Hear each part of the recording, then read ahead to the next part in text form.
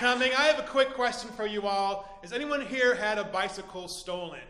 Yes. Anybody? All right, some of you guys know what this is like. For those of you who don't know what it's like to have a bicycle stolen, I will tell you what it feels like. It feels much worse than having a child murdered. Because when your child's murdered, you get to have a funeral, you get a little tombstone you can visit, you get closure.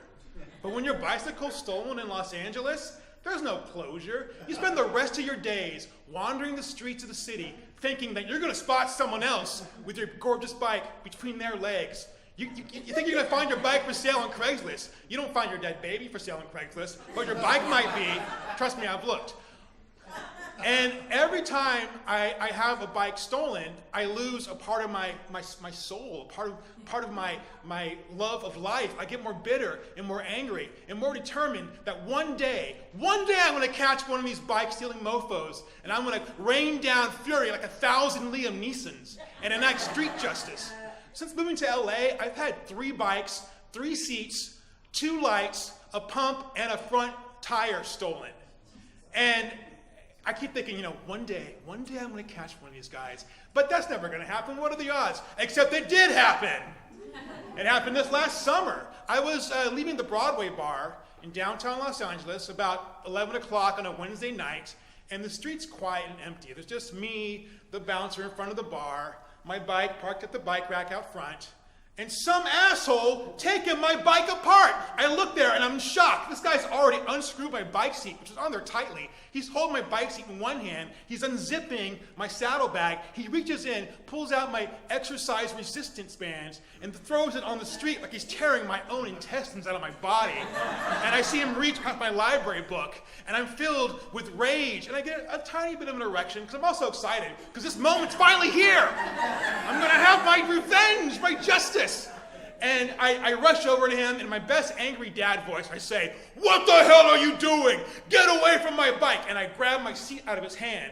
But instead of running away, he just stands there and kind of dully looks at me. And I'm like, "Yeah, you better get away from my bike." He's still standing there. But why isn't he running in terror? I'm terrifying. Instead, he just points at my feet and says, "Hey man, can I get my stuff?" And I look down, and I'm standing between him and this plastic CVS bag that he had put down while he was still on my bike. And I see that he wants me to respect his property after what he did to my property, and I get more angry, and I kick his bag of shit in the street. And I say, "There's your stuff, go get it." And then he looks at me with sad puppy dog eyes and says, "Why'd you do that, man? You didn't have to do that. That's my stuff, why'd you do that?" And now he's gone from stealing my property to stealing the moral high ground from me. It's even worse. And I say, "Well, at least I didn't take your shit. It's right there, go get it. At least I'm not a thief." And he goes, "What'd you call me?" I said, "I called you a thief because you're a thief." And he says, "Don't call me that. Don't call me a thief. Don't say that." And I'm like, "I'm only saying because it's true." He's like, It's not. I said, "You're a thief." And he says, "That's it. We're going to fight. I'm going to kick your ass now."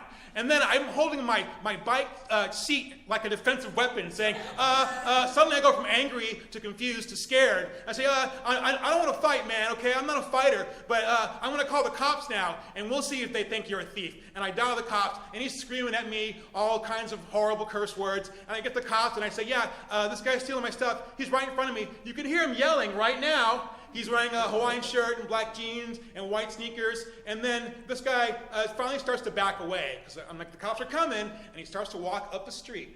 And he's halfway up the block. And I feel like, you won this round, Burkhart. And I get a little cocky. And I say, "Yeah, you better run, thief." And he says, "What'd you say to me?" And he turns around. And he's running back at me. I'm like, shit, why did I keep my stupid mouth shut?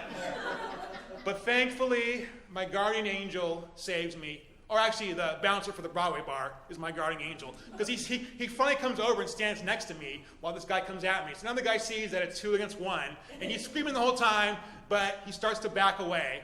And, he's so angry as he walks up the street. He stops in front of Two Boots Pizza and grabs one of their metal stools from outside and throws it into the street.